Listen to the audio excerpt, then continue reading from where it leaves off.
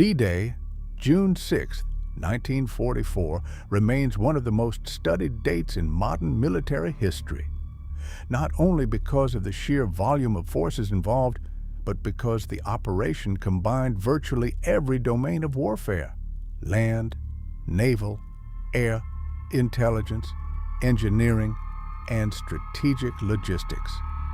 The landings in Normandy were the opening act of Operation Overlord and marked the beginning of the liberation of Western Europe during World War II. What follows is a deep, continuous narrative structured to sustain a 40 to 60-minute documentary, focusing on critical decisions, lesser-known factors, and the human dimension of the event. 1. Europe in 1944, a continent waiting. At the start of 1944, the Third Reich still controlled vast areas of Europe.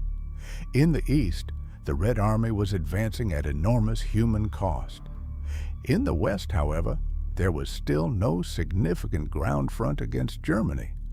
Political and military pressure for an invasion was immense.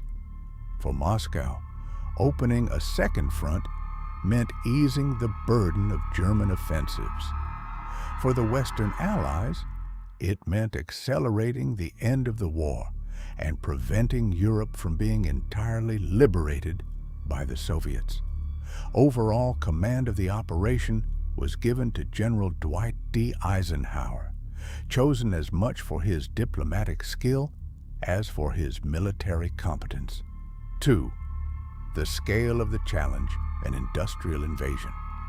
No previous operation had required transporting an entire army across the sea under enemy fire. To achieve this, the Allies turned the invasion into an industrial problem.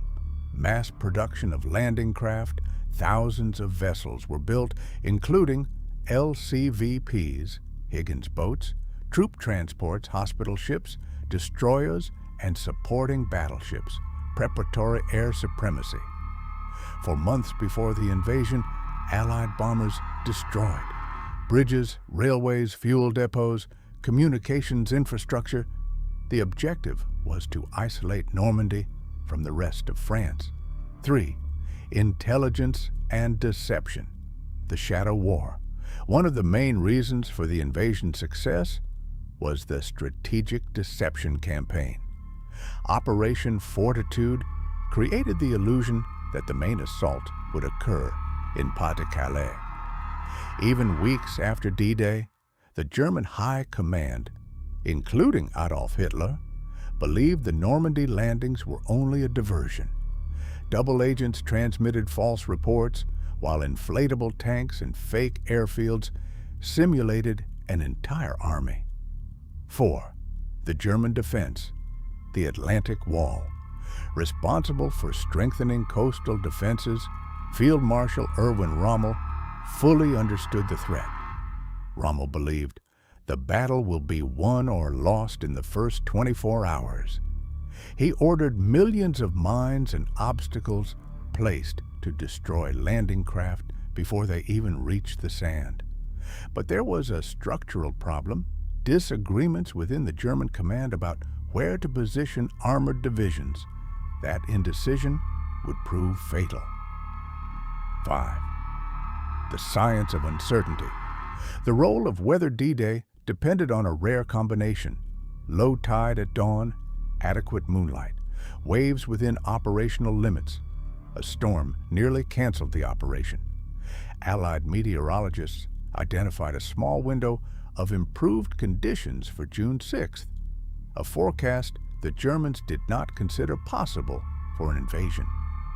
In the early hours of June 5th, Eisenhower made the final decision. Historic remark greater than, "Okay, let's go." That sentence set in motion the largest armada ever assembled. 6. The night before history, the paratroopers. Shortly after midnight, airborne divisions dropped behind enemy lines. Many landed in flooded areas or far from planned drop zones, but the psychological effect was enormous. German forces were left uncertain about the true size of the invasion force. key bridge seizures prevented rapid counterattacks. 7. Dawn of June 6. The Armada on the horizon. As the sun began to rise, thousands of vessels were visible from the coast. Naval and aerial bombardments attempted to neutralize German positions. The psychological impact was immense. German soldiers reported never having seen such a concentration of military power. 8. The beaches. 5 battles at once. Utah Beach. The landing occurred off target but in a less defended area, allowing rapid advance. Omaha Beach, the most critical sector. Defended by experienced troops and elevated terrain, it became one of the most intense engagements of the war. The preparatory bombardment partially failed, leaving German positions intact. Units were pinned down under heavy fire. For hours, the success of the invasion was uncertain. Gold, Juno, and Sword, British and Canadian forces advanced under resistance, but with greater coordination. 9. The human factor. Decisions that shaped the day. Small individual actions had strategic impact. Officers reorganizing troops under fire, engineers clearing paths through minefields, ships moving dangerously close to shore for support. Without these local initiatives, especially at Omaha, the invasion might have failed. 10. The collapse of the German response. Critical problems on the German side. Hitler delayed releasing armored divisions. Communications were disrupted. Persistent uncertainty about the main invasion site. By the time reinforcements began to move, it was already too late. 11. By day's end, by nightfall, more than 156,000 soldiers had landed. 5 beachheads were established. Germany failed to push the Allies back. The success was still fragile, but irreversible. 12. The following weeks, the Bocage War. Normandy's terrain, with dense hedgerows, favored defense. Combat was slow and extremely violent. The decisive breakout would come only in July, allowing rapid advance across France. 13. Global consequences. D-Day opened the Western Front that led to the liberation of Paris and the final collapse of the Nazi regime.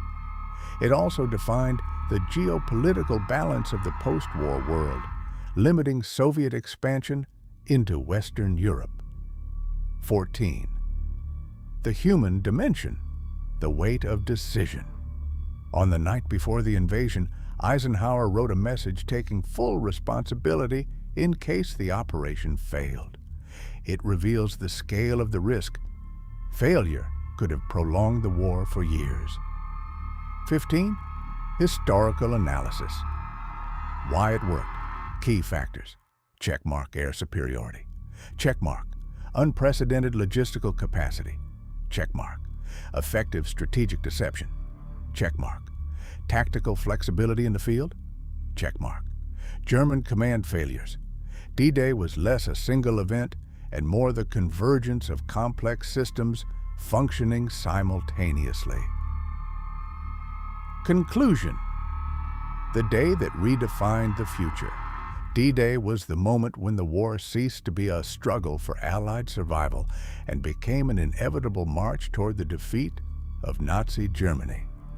More than a military victory, it was a demonstration of international coordination, industrial capacity, and human courage on an extreme scale. On that cloudy morning in Normandy, thousands of individual and strategic decisions combined to alter the course of world history.